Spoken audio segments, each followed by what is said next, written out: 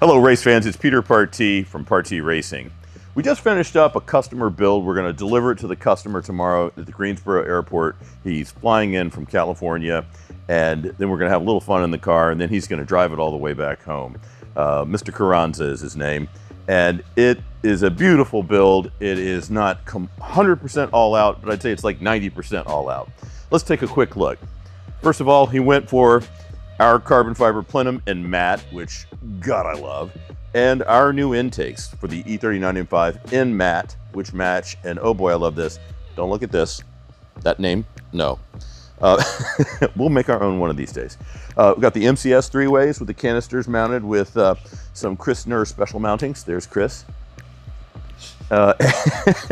And put a new ABS module in there.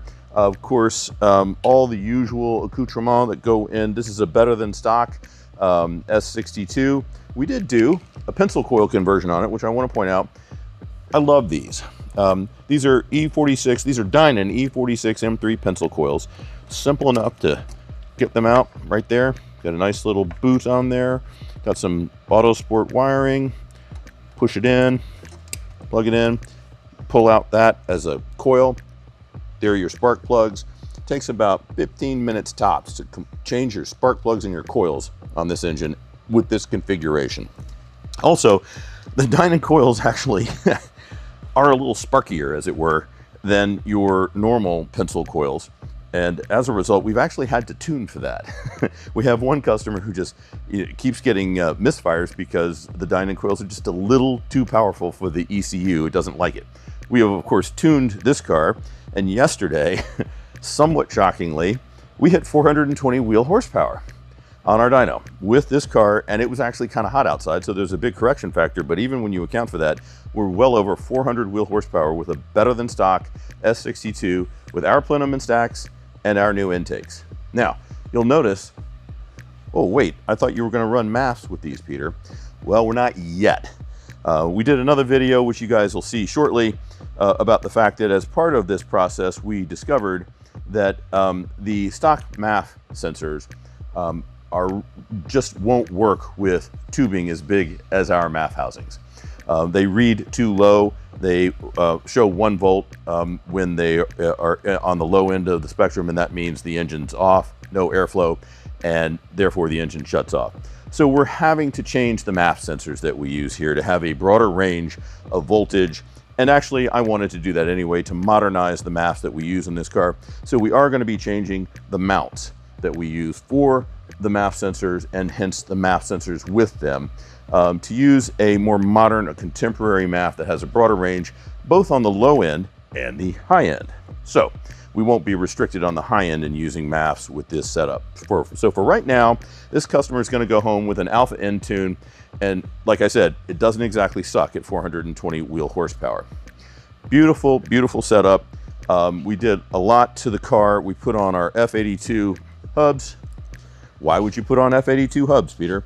Because you can then run 14 millimeter studs as opposed to 12.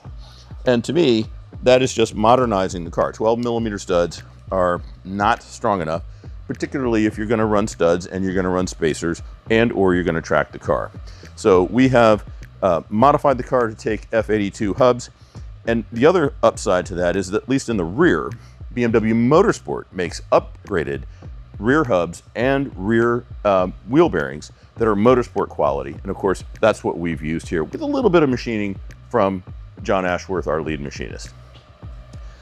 Also, one thing we also did on this has a set of Jedders because our headers are not done yet, Chris, but they will be soon. And we don't have grills in this car because the customer is going to use his own.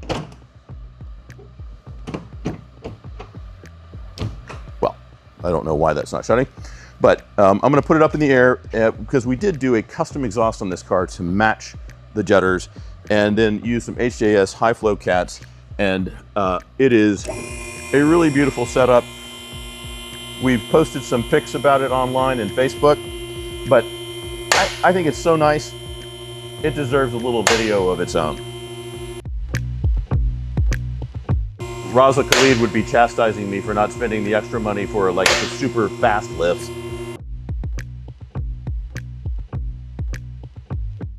down on the locks. Okay, so this is one of Abdul's EAE's front underbody plates. Really looks, I like it a lot. It's not perfectly aligned, but on balance, it's one of the best front underbody plate replacements that I've seen, and it's a lot lighter than the Turner replacement.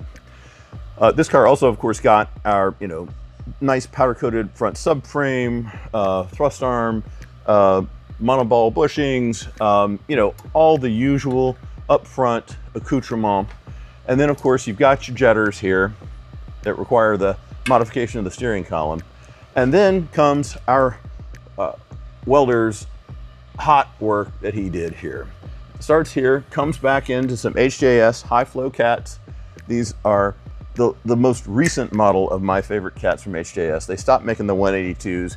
These are the next best thing, and they are still 200 CFM high-flow cats. They sound great, they don't smell, they're very expensive, but lifetime cats as far as I'm concerned. And then one of the unique features we have here is we have an H-pipe, custom H-pipe with the post-cat O2s installed right there. And again, part of the reason for this is to try to remove some of the resonance out of the exhaust, in addition to, of course, the X-pipe, which is, of course, more flow-oriented than the H-pipe. H-pipe really is for sound, X-pipe is really for flow.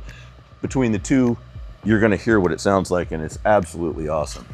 And then we, again, custom piping, lots of little pie cuts to get it perfect, back into some clamps that go into some Eisenmann Race boxes that the client chose here. Beautiful, beautiful exhaust, and it sounds magical. It is very kind of high-pitched and light at low throttle, and then you get into it, and oh, it sounds like a roaring S62, which is just what you want. Now, this client also decided to, let's go back outside here, stick with his Style 65 wheels. These are his choice. We did not refinish them, but because he chose them, he also chose the only Brembo model brakes that will fit under the Style 65 wheels, and they're really made for Jaguars, but they are available from Brembo. We are a Brembo dealer, and that is what the client wanted on this car, so that is what we have done. We are currently having manufactured some custom alloy wheels that are in the same style as Style 65s, but that have, are the right size, 18 by 10 and 18 by 10.5 with the requisite offsets, 5 front, 20 rear. That will enable us to run whatever brakes we want, whether it's AP Racing or our larger kind of mid-level Brembo kit from the GT 250, or 350, excuse me. So again, we are going to come up with wheels that look a lot like these, but have the right sizes and enable us to have whatever brakes we want to run on the car. Right now, this is the best kit you can get and maintain the stock Style 65s. All right, so let's put it on the ground. Let's hear what she sounds like.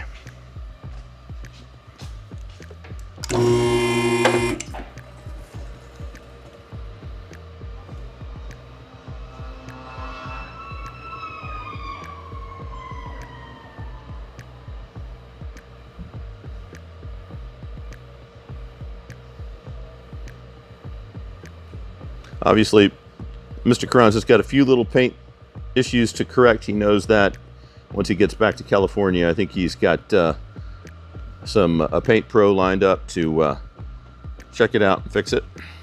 Just a few little scratches here and there, but the Alpine white really looks great. It's got a nice tint to it. Okay.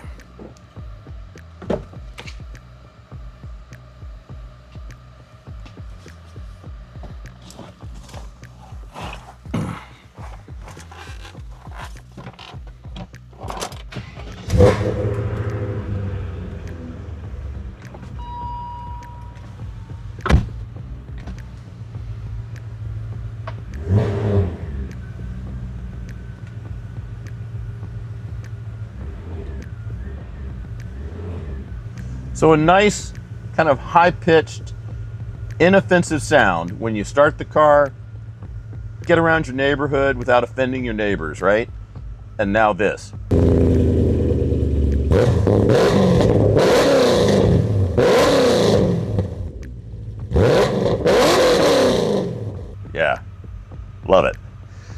And I'm not revving it too high. I'm not revving it too high because it doesn't have any load on it. And so, you know, I'm not going to be like one of those guys at the track that revs their car into, you know, blowing up their motor just because they want to sound cool. And, you know, again, this is only 5,000 RPM. If we were revving it even higher, you'd hear that even throatier, larger sound that comes from the Eisenmann's getting to that full tilt level. But really like the sound of that. It's a very sophisticated sound, not quite as throaty as a dyno. I prefer the dyno in the rear because it's a little throatier, but this is a really fine setup that I like a lot.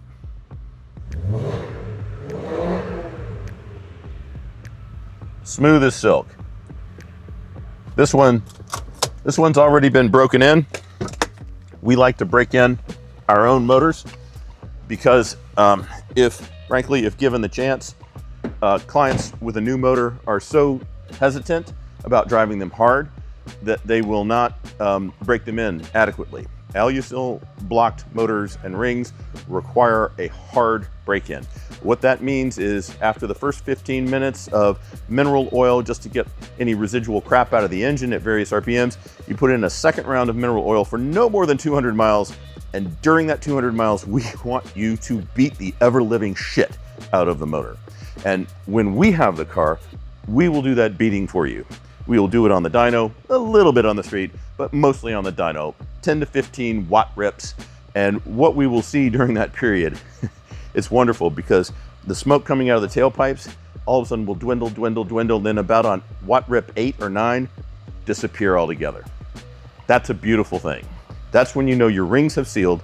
That's when you know the car is good to go. We do it, we still beat on a little bit more, but we are very big fans of the hard break-in when it comes to Alusil motors.